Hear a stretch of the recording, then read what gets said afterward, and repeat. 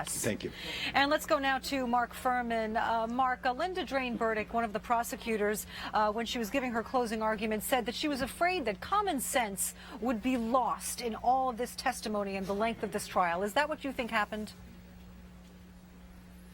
Absolutely. I think these jurors went into that room and they were so inundated with exactly the weight of this trial and this ridiculous assumption that reasonable doubt is some kind of mystical kind of level of jurisprudence that somehow only jurors can see. They do it every day when they deal with their kids, their bosses, their own life. It's common sense.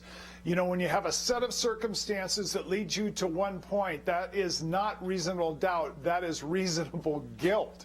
And this is, I don't think the jury did their job. And you listen to this alternate juror, you listen to him. He said one hair in the trunk didn't prove that Caylee Anthony was in that trunk. The smell of death, well, there's some people that didn't smell it. And then you listen to this. They didn't bring a motive. They didn't bring a motive. The prosecution doesn't have to bring a motive. And then he said this, that is the most telling. And this comes from the defense opening and closing. George Anthony seemed like he was hiding something. Yeah. Where is any of that based in anything except for either discounting evidence or creating evidence? Yeah, so sorry, we have a lengthy delay here. Okay, next question.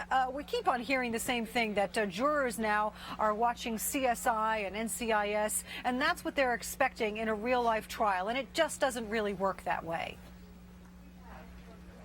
It doesn't, Patty Jo. I'm going to tell you that across this country, I bet you there was dozens of murder trials where the defendant was convicted on far less evidence, but we don't see them on TV. The camera and then the cameras that people watch on TV, this unreasonable expectation that DNA is there in every trial, a fingerprint's there in every trial, ballistics is there in every trial. I'm going to tell you it's more of the reverse.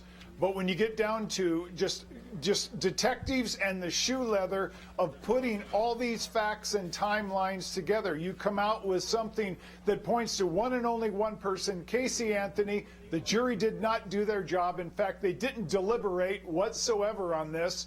They didn't ask for one readback, one piece of evidence. They made up their mind before they went in the jury room. That's what they did, and they used reasonable doubt as a easy way to get out of this whole deliberation process. I don't say that lightly. They did not use the term reasonable doubt the way it was intended. There really wasn't reasonable doubt that Casey Anthony had some level of culpability in the death of her daughter. All right, Mark Furman, thank you so much for joining us, as well as John Lieberman. John. Happening now in a Washington courtroom, jury selection underway in the perjury trial of a baseball legend. There he is, Roger Clemens, the holder of more Cy Young awards than any other pitcher.